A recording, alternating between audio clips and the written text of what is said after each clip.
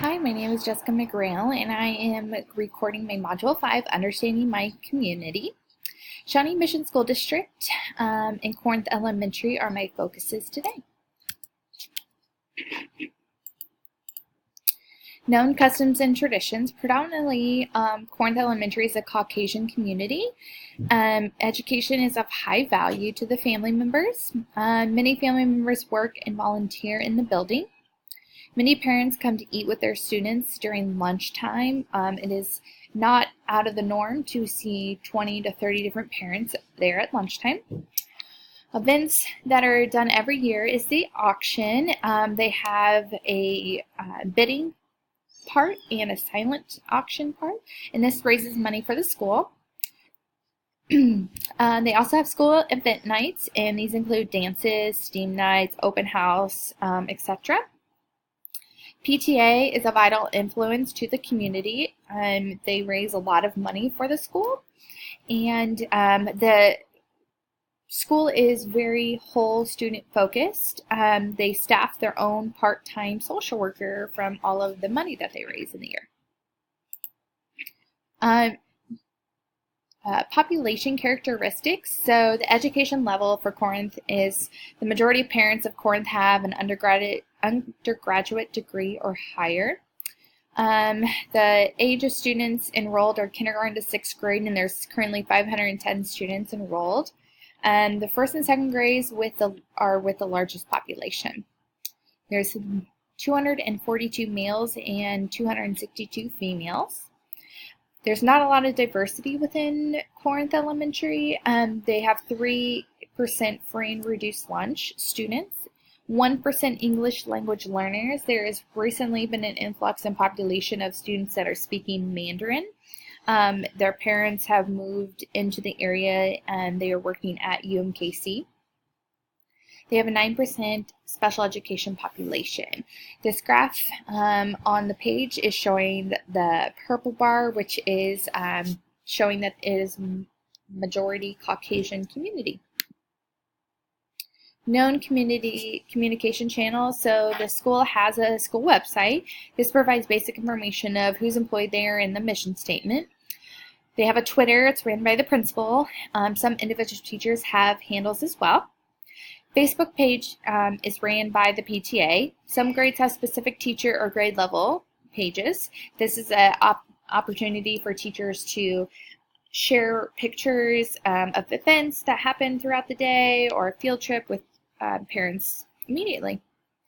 Email, specifically from school and district-wide. Text messaging phone call system is a district system. It can be used for a school specifically. If they would ever have to be locked down for any reason, they can send out a text message or phone call to just the specific parents of a school. Dragon Tales is a weekly newsletter that goes out to families on Friday. This is where parents get most of their information about the school. School groups. These are community groups. So there's school groups is a PTA. It is a huge support system for the school. They supply extra income to hire a math aide and a part-time social worker within the year. For students, they have French club, art club, active walkers, chess club, junior master gardeners, mathletics, and mad science. These are just the current ones for this year. In years past, they've had different ones that range in interest. Local community groups, YMCA, Scouts, and Boys and Girls Club. These are just to name a few. There are many more. Varied influences, so the school board and district office definitely influence what happens within the school. Informal and formal groups, Kiwanis, Rotary Club, American Legion, Knights of Columbus. Cooperation, we have Dragon Dads that come into the building, and these dads are parents of students within the school, and they come to volunteer their time, and their volunteer time could help any of the teachers in a wide range of activities. This could be playing with the students outside, this could be helping them take down a bulletin board, etc. Stakeholders within the community also are a big part in the cooperation of the school. Leadership. District level, the school board members, superintendent, special education director, and coordinators. Then it goes down to building level, which would have principals, building leadership committee, lead teachers, site council. And all of those people influence certified classified employees, parents, and students. Differing theories, there has been a lot of varying opinions between leadership and the people that they influence. There has been a lot of changes in leadership and a lot of broken trust, and that has led to constructive, not conducive to decision making. Community leaders.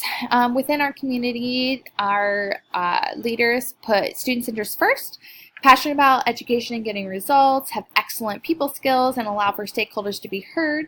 Use big picture view when making decisions, allow for opinions and collaboration from the community, well educated, participate in building and district events. I would say that this principal is excellent at modeling the expectation. He really gathers interest from all that the stakeholders. He's very invested in the community of Corinth. Economic conditions. So Corinth Elementary is located in Johnson County, which is part of Shawnee Mission School District. The median household income in Johnson County is $73,000 with a poverty rate of 14.8%. Government and business support funding continues to be an issue for Kansas. We've recently elected a new governor, which is about to take up the changes of school funding, so it's always a to be continued on that end. We have continual business growth, lots of options for transportation, specifically Ride KC. Employment stability, wage conditions. Johnson County has been having stable growth for 25 years and will be one of the highest areas of growth in the state of Kansas within the next 10. Land use and property value and tax rates. So TIF grants recently have become a big problem for Shawnee Mission School District. It takes the money away from the schools and gives it to developers to incentivize building, and that can last up to 20 years. So that means that's 20 years that the school district does not get the money from the property tax. District Business Office budgeting continues to be an issue with sustained growth that is happening in Johnson County. Political structure. Gosh, can we separate politics from education? I really don't think so in a public school. They go really hand in hand. Corinth Elementary is a public school, which means we rely on federal funding, especially for special education. A recent election was held in Kansas, and we have a new governor, so that budgeting issue will be addressed hopefully within the next year. TIFs are being used in Johnson County, which is taking money away from education. These are all issues that deal right in the midst of politics, so I really don't think that we can separate from that. Social tension. So Shawnee Mission School District has a lot of issues of location within Shawnee Mission, low income versus high income. So they are having to remove some of the Title I buildings this next year, and this is going to remove some of the resources that are going to come from there. But Corinth Elementary is one of the higher income schools within the district, and they receive almost about the same resources and allocations as some of our lower income. So it's kind of the have and have nots within our district, and that can create a lot of social tension. So extra resources and sources of information. So I've listed the school website and district website, and most records are available to parents on Skyward. Board member meetings can be found here, and the budget information.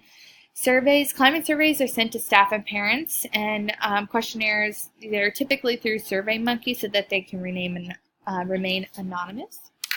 And then we are about to kick off a new strategic plan within Shawnee Mission, and the kickoff is actually tonight. Power structures. So we have KSDE, district leadership, principal, building leadership, lead teacher, special education, MTSS/SIT, PTA, site council, school district alumni, prominent families, teacher, and staff members. Multicultural issues. So again, socioeconomic status. There's a discrepancy between the schools in the Shawnee Mission School District, and it's a continual conversation about boundary lines and how we can influence those to create more of an equitable boundary between our students of low income and high income. Federal funding allows for extra income to Title I schools. However, other buildings are wanting the same resources, which means that the more affluent buildings will have PTA-funded positions, where our lower income buildings do not have PTAs that can raise that much money to have these extra, even in addition, resources. English language learners, SMSD has over 70 different languages in its school. They hire interpreters to be at IEP meetings, parent nights, and to translate written materials. However, some of our languages that are coming within China Mission, we don't have interpreters for everyone, so that can be a burden upon the family and the school community for translators. Sometimes they have to rely on a family member that has some of those translation skills. Measuring public opinion and public opinion surveys. So at Corinth, they have Coffee with the Principal. This is a monthly meeting that are open to invitation to join the principal and get an update on all things Corinth. This is an excellent opportunity to really bring those stakeholders in and parents as well, and to have open conversation about, hey, what's going on in Corinth? What can we do to help? Or here's a concern I have. It's had some great results. Teacher and parent surveys. The results are not anonymous and evaluated and discussed amongst the building leadership team. Feedback from school events nights. So they usually send out a Google form after the event, and basically they ask parents of what they would like to see next time, what was good, what was bad, and how can we improve the event to get more people there next time.